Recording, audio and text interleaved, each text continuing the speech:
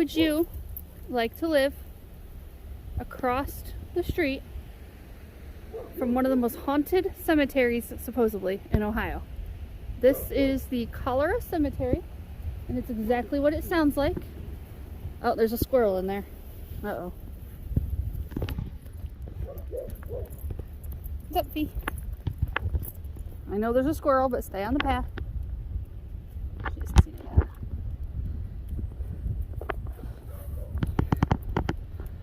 So we have Ohio historical marker. It's a really tall one. So of the city's 5,667 people in 1849, 3,500 fled, and 400 of those remaining were victims of cholera. Most are buried here, some only in rough boxes in a common grave. The scourge came again in 1850 and 1852, but with less toll. So there's the Cholera Cemetery marker.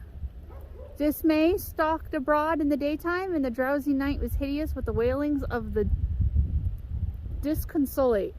That's not a word you see every day. Uh-oh. I think she found that squirrel. So in honor of the doctors, nurses, and others assisted in fighting the cholera in 1849, aiding heroic citizens led by Foster M. Follett. Doctors Austin, Brainerd, Lane, and Tilden suffered illness and exhaustion, leaving Dr. Cochran alone among Sandusky doctors until aid came. They came empathetically in our time of need, and faithfully and successfully did they minister relief to the distressed and the dying. Long will it be ere the citizens of Sandusky forget their kindness. That would be like today, the victims of COVID being buried in wooden boxes in basically a mass grave without markers. Erected in memory of the pioneers of Sandusky, Ohio, who gave their lives during the cholera epidemic of 1849 to 1854. That was a long time. During this great tragedy, half of the 4,000 population either fled. Boo!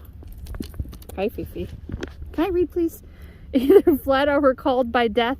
Those remaining rendered worthy service to their unselfish faithfulness. We owe this tribute of reverence and love.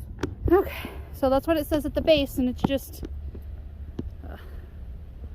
a tall, what do you call it, an obelisk maybe? Kind of like an obelisk. Like a column. But again, I want to point out, these are people's, like, where their backyards would be, or, you know, where neighborhood, in the middle of the neighborhood, and instead of a neighborhood park, you have the neighborhood cholera cemetery.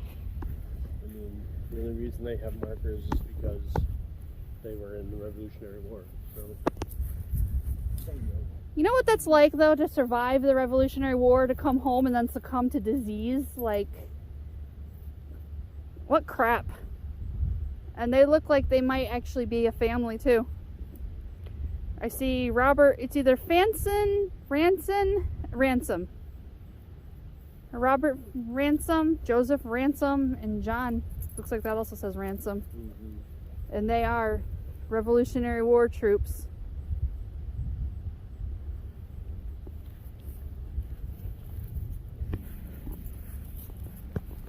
I mean, for a cholera epidemic to strike 3 times in the same community.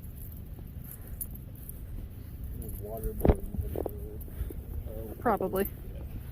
It's some type of intestinal something or other. So it is fairly well kept otherwise. But yeah, this is a popular spot in Ohio, apparently, for the ghost hunters and stuff to come and bring their, what do they call them, their EMT or whatever devices.